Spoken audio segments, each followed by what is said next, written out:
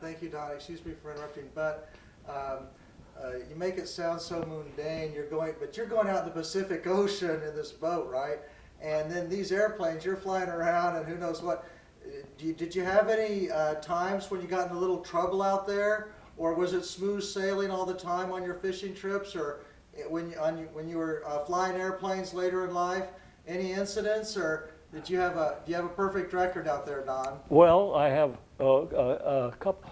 Fortunately, that they all ended up pretty good. But I was once picked up a plane, as I recall, in Corpus Christi, Texas, trying to get it to San Diego, and got up over western Texas. The engine quit, but fortunately, it was a single engine, and it only quit for, well, it seemed like me for an hour, but probably seconds. But it started up again, and after I got my breathing back under control, but we carried parachutes all the time in there, so I mean there was always an option for me to get out of the airplane. That if there was no place to land, so that was one there on the. I'm just trying to think with the fishing boats. Hit some bad weather once in a while, but I don't ever remember anything, I'll say, real threatening, so to speak. That just things to cope with is all, and that with bad weather in a smaller boat, and these ones that I were working were usually 40, 45, 50 feet, something like that.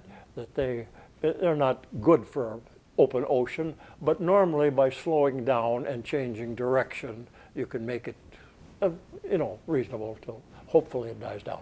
I've got one more silly question, and I want you to get back to the rest of your life story. Okay.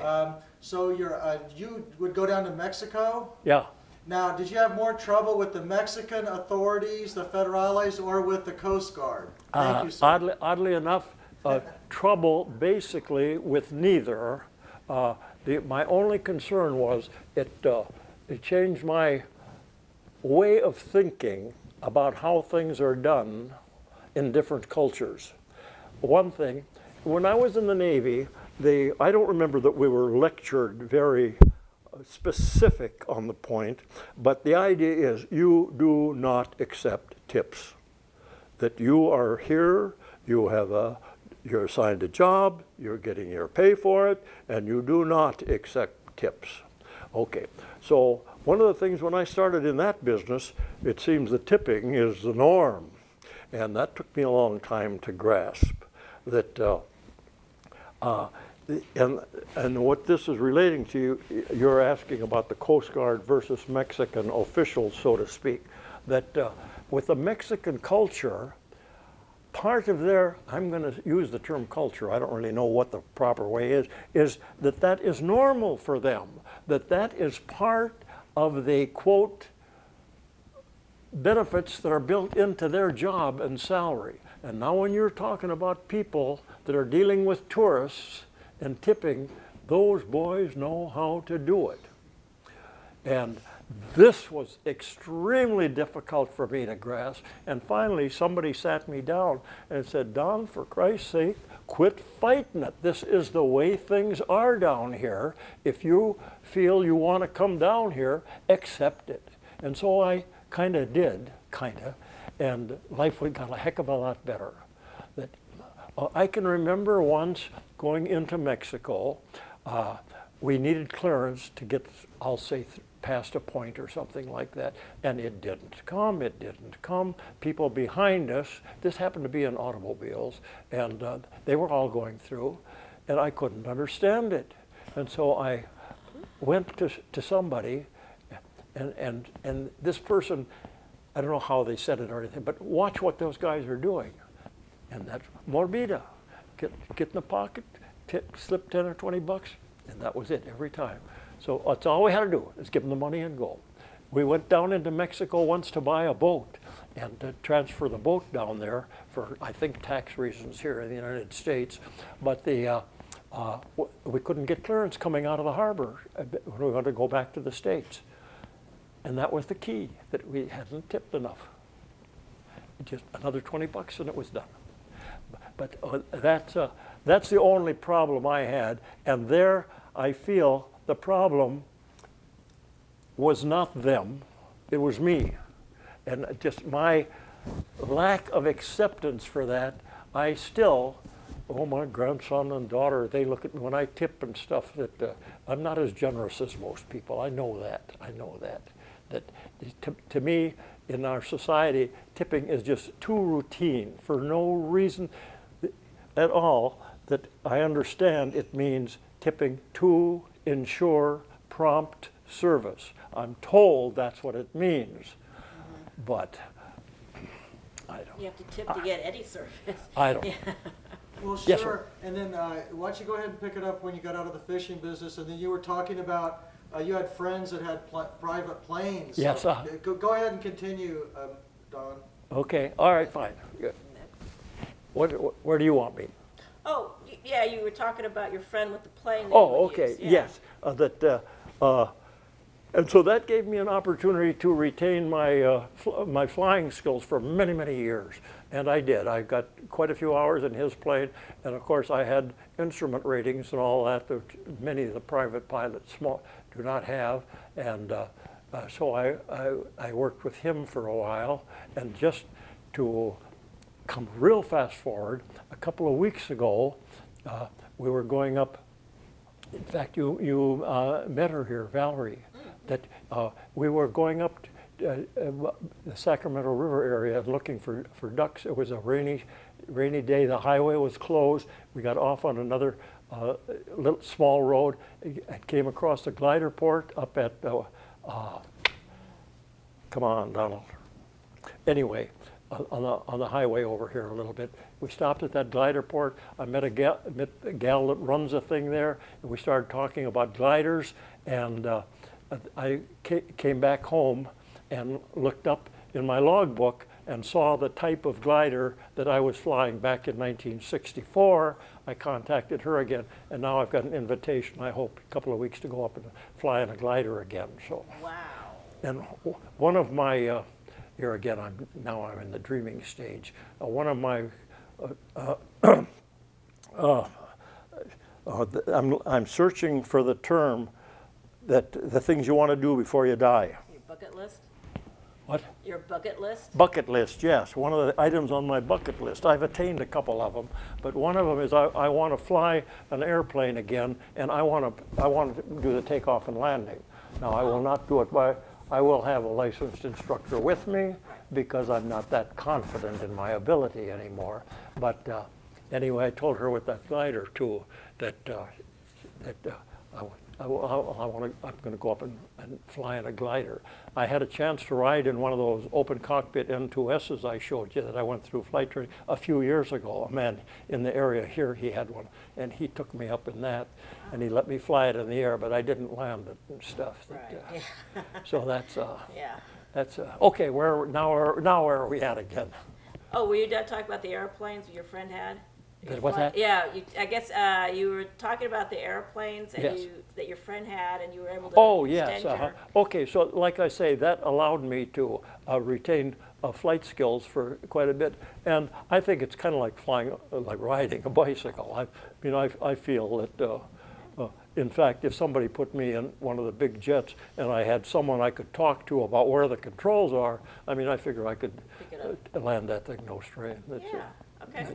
So what did you do after that then? So we're in the mid-70s now? Yeah, mid-70s, yeah, and then after that episode ended, at that time, my daughter and her family, they were up in this area.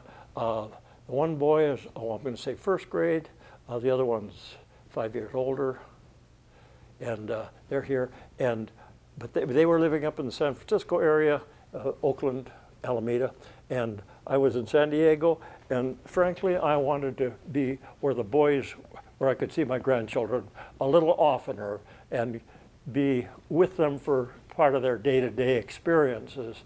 And so the wife and I, we decided we would shift and move up here. And so that's what we did. Like I say, we were living in a very nice area at the Coronado Shores. They call it that big apartment complex on the bay, condominiums. They were all a bunch of condos privately owned. and we're down there. So it's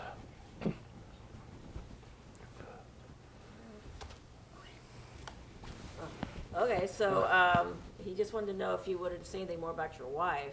I'm sorry? Did you want to say anything more about your wife? After you got married, how did she Oh, survive you being at sea all that how time? what? How did she survive you being at sea for so long after you were married? Well, that's one of the problems that goes with military life, and I certainly don't mean to belittle it. But here, let's see, our daughter was about 5 when I went aboard ship there for that first time, and they were alone back here. That's right. The only not justification that I could give is there were other women on the ship, and they formed little social groups and taking care of the kids.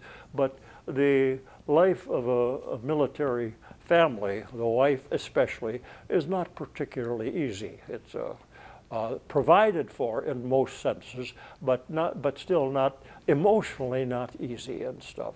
Where I think that any family, the man and woman have a right to rely on each other for certain things. We were not available, and that puts a burden on. In the good sense, they learn to be kind of independent, and because they're taking care of everything. They're taking care of child raising, taking care of a home, mortgages, the whole ball of wax. But I wouldn't say for the woman that it's a particularly easy life, but most of them, well, heck, will adapt. Well, she seems to have been okay. You were Oh, married for yeah, over I 60 think too. years. Yeah, that all in all, I've been very, very fortunate, and family, everything going reasonably good and stuff. It's just the usual things. Okay, we're So you decided to move up here. So did you move here? Yes, oddly, we came up here and looked around. What I really would have liked is, and both of us would have in a sense, that a place up in the hills, kind of out and stuff, and yet we were looking at this now. I'm 70 years old, and we knew we're not going to get any younger, and what our health conditions were going to be, we were uncertain. So we decided that we would be in a more metropolitan area. Also, there's always a problem of forest fires in rural areas. It's a concern, and although I don't think it should ruin or it should direct your life, it certainly should be considered. And so we chose to live here in town. We looked up at up the street here at the Yountville and the St. Helena up there, and oddly enough, the weather is considerably different from where we are. It's even different from here and just in North Napa, because the water, it's cooler off the bay. It gets a lot hotter up there and stuff. So all things considered, our daughter lived out on the river just 5 miles from here at the time, so we chose this place, and that's why we came here. So this is that house, huh? Yeah, yes, this is the place. And you've lived here how long now? 25 years. Yeah. Wow. Yeah, when they first opened this place up and stuff. So it has worked out too. Right now, I have different values. It's just basically me alone. I'd go up in the woods if there's a fire, so there's a fire. If I get a heart attack up there and they can't get to me, so I die. So what? I mean, it's going to happen anyway. More fatalistic. Yeah. So what did you and your wife do here during the day? What's that? What did you and your wife do after you moved here? She was just basically taking care of things around the house. She liked to walk a lot and stuff, and we have a nice little place to walk, a little park right down by the lake. It's private here too, and I did quite a bit of fishing, and until a couple of years ago, the friend that I used to go with all the time, he had a stroke, and we haven't been since. But and now I'm not sure if I can make it. My canoe's laying out there that I haven't used that for a while either. But that's part of growing up. That I just know I got to slow down. That we're talking bucket list. That originally, shortly after the wife died and stuff, I wanted to go back and visit my friends in Minnesota and go up to Canada and fish. And I've been doing that. I've done it for 6 years each summer. Go back for 2 or 3 months and stayed back there camping along the way and stuff. And I'm hoping I can do it this year, but I'm not real sure if I'm going to make it or not.